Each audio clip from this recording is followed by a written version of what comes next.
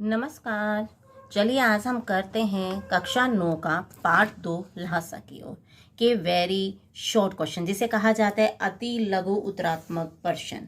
आप सोचते होंगे कि मैम अति लघु उत्तरात्मक प्रश्न क्यों भेजती हैं? बेटा जी, क्योंकि इसके आपके अभ्यास के प्रश्न आने के साथ साथ 2 या 3 नंबर के आने के साथ साथ आपके अति लघु उत्तरात्मक प्रश्न भी आते हैं, जिनमें आपको लेसन पूरा रीड करना पड़ता है। तो आपको लेसन रीड करने के अलावा कुछ ऐसे पहलू होते हैं जो हमसे छूट जाते हैं, तो उन पहलुओं को लेकर ही मैंने इस अति लघु उत्तरात्मक प्रश्न की एक रूपावली बनाई है, जिसे आप समझेंगे तो वो आपको आसानी से याद भी रहेंगे। चलिए देखते हैं पहला प्रश्न। लहासा की ओर पाठ के लेखक राहुल सांकृत्यायन का वास्तविक नाम क्या है? केदारनाथ पांडे। इनका वास्तविक नाम, जिसे आप मूल नाम कह सकते हैं, वो है केदारनाथ पांडे। जबकि आपकी पुस्तक में दिया हुआ है केदार पांडे, लेकिन आपका इनका मूल नाम है केदारनाथ पांडे। चलिए अगला देखते हैं। राहुल सांकृत्यायन को महापंडित क्यों कहा जाता है? इनको मने महान पंडित क्यों कहा जाता है? तो इसका उत्तर मिलेगा आपको पाली, प्राकृत, अपभ्रंश, तिब्बती, चीनी, जापानी और रूसी अनेक भाषाओं के ज्ञान के कारण इन्हें क्या कहा जाता है? महापंडित। आप सोचते होंगे पाली क्या है, प्राकृत क्या है, अपभ्रंश क्या है?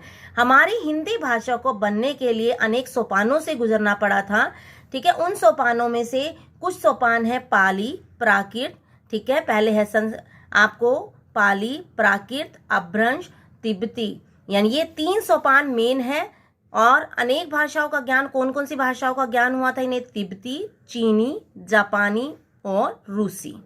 क्लियर हो गया? हमारी हिंदी भाषा को हिंदी बनने के लिए अनेक सोपानों से गुजरना पड़ा था। पहला है वैदिक संस्कृत, लौकिक संस्कृत, फिर है पाली, फिर है प्राकृत, फिर है अपभ्रंश। इन अनेक सोपानों में से 3 सोपानों के यहाँ बताए गए हैं जिन्हें इन्हें ज्ञान था। उसके पश्चात अन्य भाषाएं, जो अन्य देश की भाषाएं हैं, उनमें है तिब्बती, चीनी, जापानी और रूसी। इन भाषाओं के ज्ञान के कारण उन्हें क्या कहा जाता है? राहुल जी को महापंडित कहा जाता है। आगे बढ़ते हैं, आगे देखते हैं। लहासा की ओर पाठ हिंदी साहित्य की किस विधा के अंतर्गत आता है? कौन सी विधा?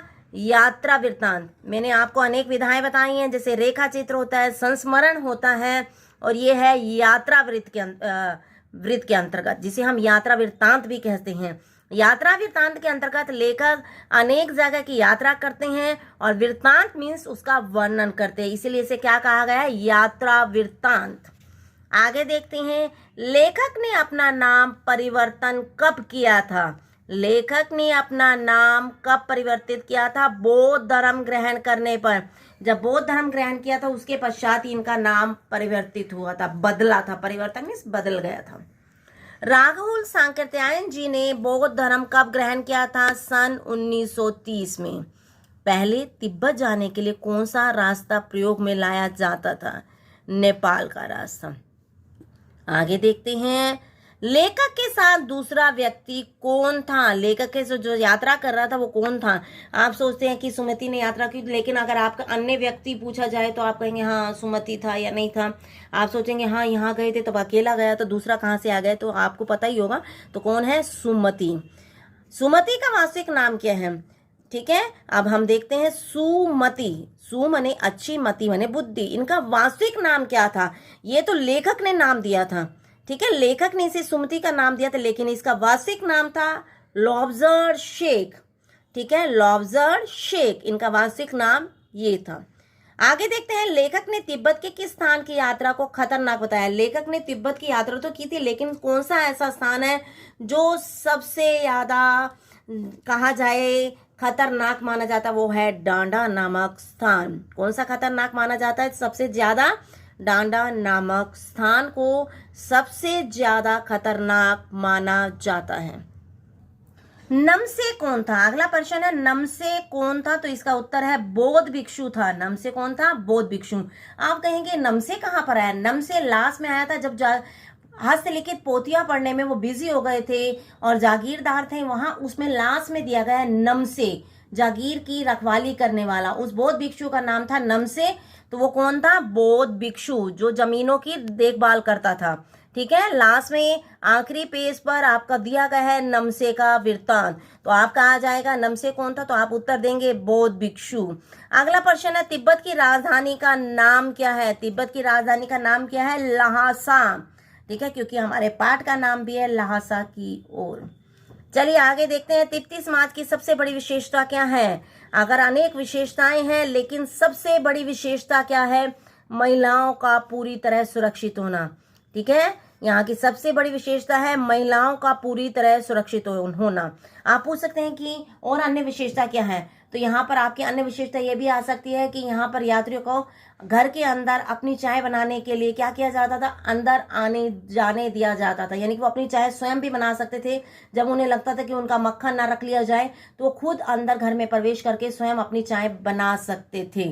तो ये अन्य विशेषता भी है। तो आपकी सबसे बड़ी विशेषता पूछी जाए तो आपको यही लिखना होगा, महिलाओं का पूरी तरह सुरक्षित होना। अन्य ये भी लिख सकते हैं, आप कहेंगे कि पर्दा प्रथा का न होना भी हो सकता है, तो लेकिन सबसे बड़ी विशेषता आएगी महिलाएं जो थी वो पूरी तरह सुरक्षित थी। अगला देखते हैं, डांडे में मरे हुए आदमी की परवाह क्यों नहीं की जाती? अगर कोई आदमी मर जाए तो उसकी परवाह क्यों नहीं की जाती? डांडे ऊंचा स्थान है जहां नदियों के मोड़ों और पहाड़ों के कोने के कारण दूर दूर तक कुछ भी दिखाई नहीं देता। डांडे कैसा स्थान है? ऊंचा स्थान है जहां नदियों के मोड़ भी हैं, पहाड़ों के कोने भी हैं और दूर दूर तक कुछ भी दिखाई नहीं देता। यहाँ पता ही नहीं चलता किस आदमी को किसने मारा है। ठीक है, इसीलिए मरे हुए आदमी की परवाह नहीं की जाती। जो पहाड़ियों के पास या नदियों के मोड़ों पर जो मरे हुए व्यक्ति होते हैं उनकी परवाह नहीं की जाती। आप सोचेंगे घर में मर गए उनकी परवाह नहीं होती, नहीं। जो पहाड़ों के आपको कोनों पर या नदियों के मोड़े पर जो मरे हुए मिलते हैं उनकी कोई परवाह नहीं करता कि किसने मारा, कैसे मार दिया, उनकी कोई परवाह ही नहीं की जाती, कोई पैरवी नहीं की जाती क्यों मारा गया और कैसे मारा गया।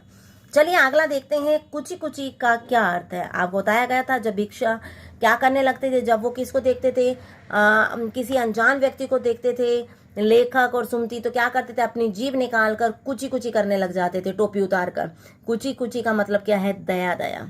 आगे देखते हैं, भीटे किस आकार का स्थान होता है? भीटे है टीले के आकार का। किस आकार का? टीले के आकार का। लेखक गलत रास्ते पर कितने मील चला गया था? 1.5 मील। मंगोलों का मुंह कैसा होता है?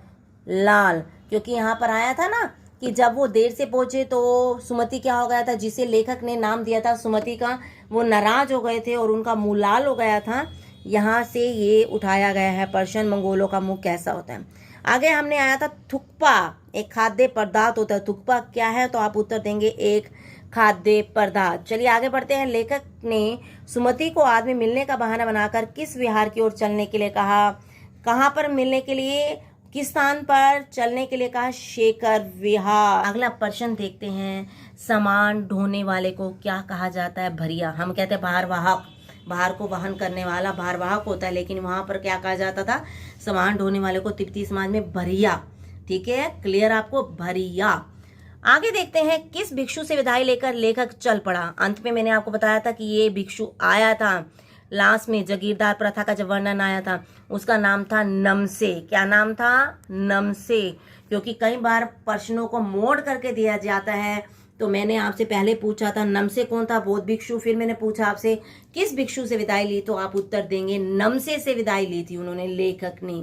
चलिए आगे देखते हैं, लेखक मेरा कसूर नहीं है मित्र, यह कथन किसका है? लेखक का। ठीक है, मेरा कसूर नहीं है मित्र, यह कथन किसका है? तो आप लिख सकते हैं लेखक का। लेखक ने कहा तो मेरा कसूर नहीं है। आप सोचेंगे मैम लिख रही है खुद ही, लेखक ने कहा मेरा कसूर नहीं है मित्र, यह कथन किसका है? तो आपको लेखक दे रखा है, फिर भी आप कहेंगे कि हाँ क्या आएगा, तो इसका उत्तर लेखक ही आएगा। रात को लेखक और उसका मित्र कहाँ ठहरे थे? लंकोर नामक स्थान पर। तिगड़ी समाधि गिरी का किसका नाम है? छोटी सी पहाड़ी का नाम है। राहुल संकरतायन एवं उनके साथी तिगड़ी से कितने बजे चले थे? कितने बजे के करीब वहां से निकले थे? तो आपका उत्तर आएगा 10-11 बजे के करीब। कितने बजे के करीब? 10-11 बजे के करीब तिगरी से निकले थे वहां से। कौन कौन? राहुल शंकर त्यायन जी और उनके साथी, जिसे लेखक ने नाम दिया था यानी राहुल शंकर त्यायन जी ने नाम दिया था सुमति। आगे देखते हैं, श्री राहुल शंकर त्यायन प्रथम बार तिब्बत किस रास्ते से गए थे? नेपाल के रास्ते से। मंगोल भिक्षु का नाम लॉब्जर था। लॉब्जर का सामान्य अर्थ होता है सुमति। इसका क्या अर्थ होता है? सुमति। जैसे आपका आ जाए, किसी का नाम आ जाता है, जैसे कहा जाता है सुनैना, तो इसका अर्थ क्या है? सामान्य अर्थ क्या है? सुंदर नैनों वाली। तो इसका लॉब्जर का भी अर्थ है सुमति। शेखर के मंदिर में रखी बुद्ध वचन की हस्तलिखित पोथियों को क्या कहा जाता है? तो आपका उत्तर बनेगा कंजूर कहा जाता है। ठीक है, शेखर के मंदिर में रखी बुद्ध वचन की जो हाथों से लिखी हुई पोथियां थी उन्हें क्या कहा जाता है? कंजूर। आगे हम बढ़ते हैं, थोड़ा सा यहाँ पे मिसप्लेस हो गया था तो मैं दोबारा बोल रही हूँ, आपको ध्यान से देखिएगा।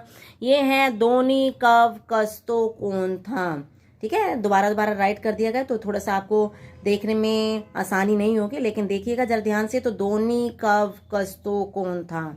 लेखक ने अपनी तुलना उससे क्यों की है? तो उत्तर है दोनी कव कस्तो स्पेनिश उपन्यासकार सार्वेतर्स के उपन्यास का नायक था।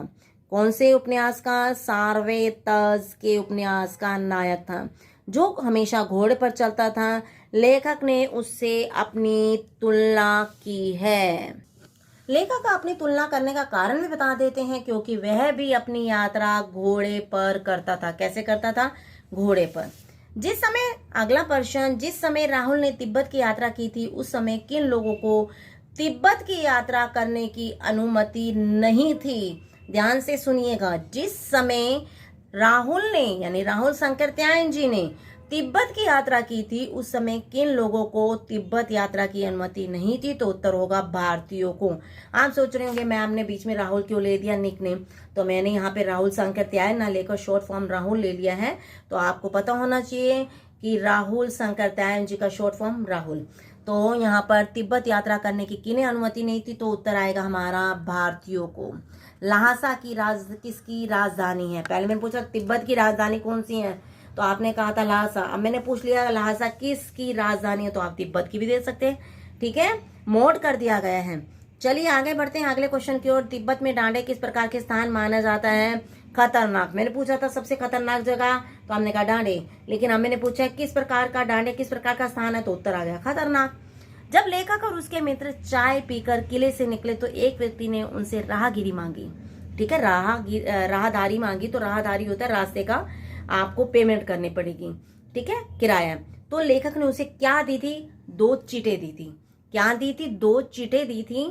क्लियर हो गया होगा। चाय पीकर किले से जब निकले थे तो उन्होंने राहदारी मांगने वाले व्यक्ति को क्या दिया था? 2 चीटें। जी आप पूछेंगे चीटें क्या होती हैं? स्लिप्स।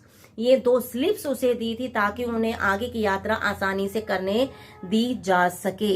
धन्यवाद।